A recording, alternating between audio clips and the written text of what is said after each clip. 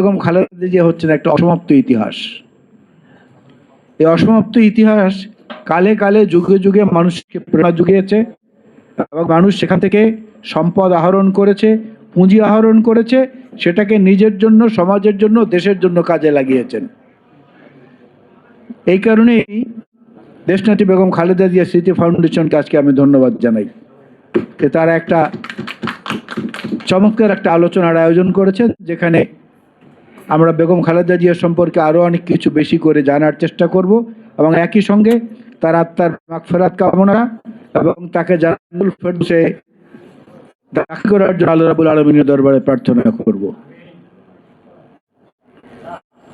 নেতৃত্ব এবং মাতৃত্ব এই দুটোর একটা সমন্বয় ছিল দেশনেত্রী বেগম খালেদা জিয়ার মধ্যে। কারণ আমরা দেখেছি সন্তানদেরকে জিম্মি করে, অত্যাচার করে, টেলিফোনে তাদের যন্ত্রণার চিৎকার বেগম খালেদা জিয়াকে শুনিয়ে যখন তাকে পোষ বানানোর চেষ্টা করা হয়েছে যে এই অবৈধ সরকারকে সমর্থন দেন, আপনি থাকেন, আরেক নেত্রী যখন বিদেশে চলে গিয়েছিল তখন তিনি দেখিয়েছেন যে মাতৃত্ব নেতৃত্ব তার কাছে অনেক বড়। তিনি নিজের সন্তানের জীবনকে জিম্মি করে বাংলাদেশের মানুষকে ভালোবেসেছেন, এই মাটিকে ভালোবেসেছেন। যারা সঙ্গে গেছি তার সঙ্গে কাজ করে তার মায়ের মতো আদর যত্ন ভালোবাসা না পেয়েছে এমনটা কেউ বলতে পারবে না। খুব বেশি মন খারাপ একদিন আমি তার কাছে ছিলাম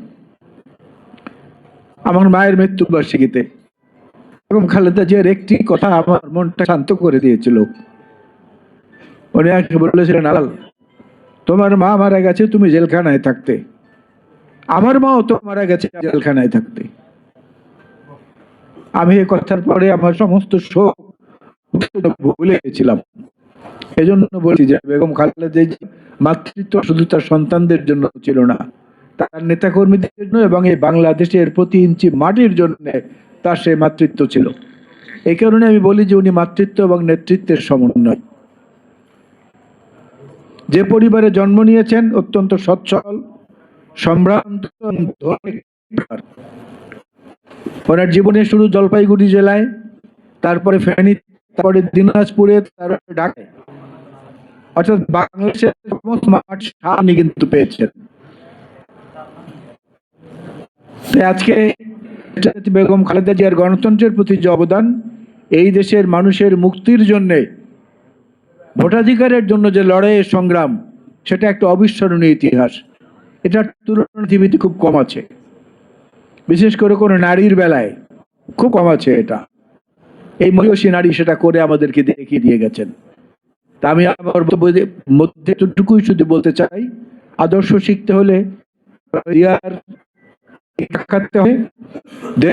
এবং আপনতা শিখতে হলে খালেদার দিকে তাকাতে হবে এবং সাধারণ জীবনযাপন করে অসাধারণ কর্মকাণ্ড করে